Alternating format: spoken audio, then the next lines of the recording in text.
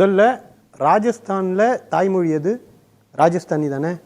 அங்கே ஹிந்தியில் எம்பிபிஎஸ் கோர்ஸை ஆரம்பிச்சுட்டு தாய்மொழியில் நாங்கள் ஆரம்பிச்சிட்டோம் அப்படின்றது பொய்யா இல்லையா?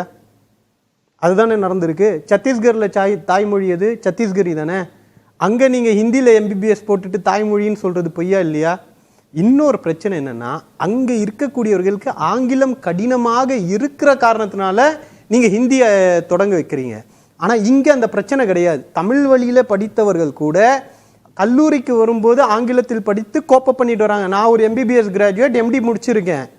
இது பெங்கால் ஏழை மாணவர்களே தாங்க சொல்றேன். எம்பிபிஎஸ்ல எனக்கு வாதியாரா இருக்கிறவங்க கிராமப்புறத்துல தமிழ் மீடியம் படித்துட்டு வந்தவங்க தான் எனக்கு வகுப்பெடுத்தாங்க. நான் பிரைவேட் ஸ்கூல்ல படிச்சுட்டு போனேன்.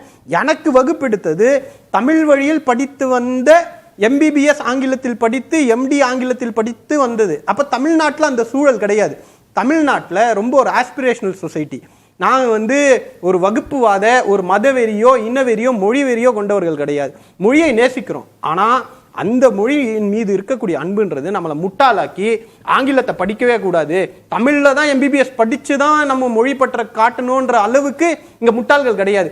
எம்பிபிஎஸ்ஸை நீங்கள் இங்கே சொன்ன மாதிரி அப்படி தான் படிக்க முடியும். ஒரு பாயிண்ட்டுக்கு மேலே குளோபல் காம்படிஷன் இருக்கக்கூடிய உலகளாவிய அளவில் போட்டி போடக்கூடிய இந்த எம்பிபிஎஸ்க்கு ஆங்கிலம்ன்றது அத்தியாவசியம், அவசியம்.